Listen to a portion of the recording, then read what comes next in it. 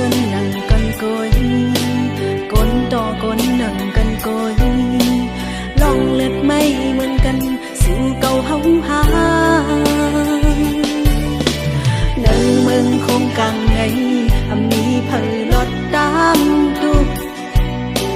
lòng sục dung mây lượt đun on cần lấy thốt ơi trục hằng hằng mắn dấu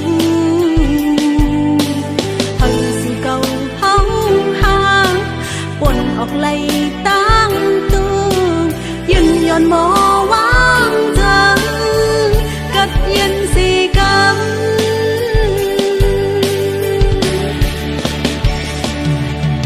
สั่งเฮาหอมแห้งตัวเธอสิสั่งเฮามีเมตตาเพศเดินสั่งเฮาขึ้นหูอันอมันเกิมมาหน้าตั้งสิ่งที่วางเป็ดเลยอาณาตั้งสิ่งเตรียมเด็ดเด่นลองเงินคำสื่อเสียงอำป้ากว่าจอมอันนี้จามันเกินสั่ง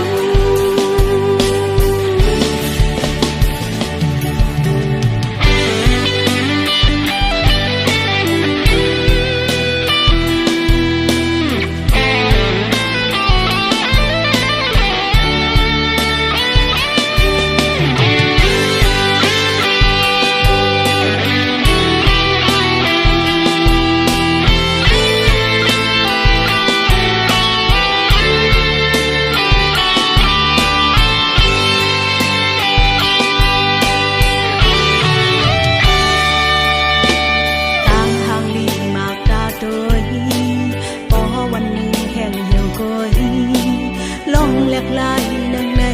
อำเปิงมันไว้เลยอัดดามอภาวังให้ยอมเลยลองต่อซาลองห่างลีของกันเอานำใจลีมายอมจอมตราเพ่งเพ่งสีให้สู่เก่าเฮาหาหอบเอาลองตั้งห่างหมดเลยลอง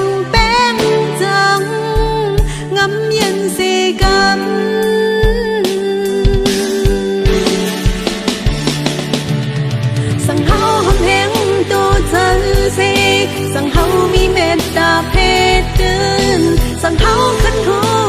อันอมันเกิมมาหน้าตั้งสิ่งที่วางเป็ดเลยอาณาตั้งสิ่งเตรียมเด็ดเด่นลองเงินคำสื่อเสียงอำป้ากว่าจอมอันนี้จามันเกินสั่ง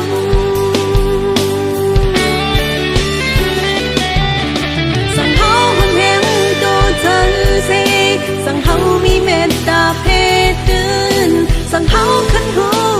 อันอมันเกิมมาหน้าตั้งสิ่งที่วางเป็ดเลยอาณาตั้งสิ่งเตรียมเด็ดเด่น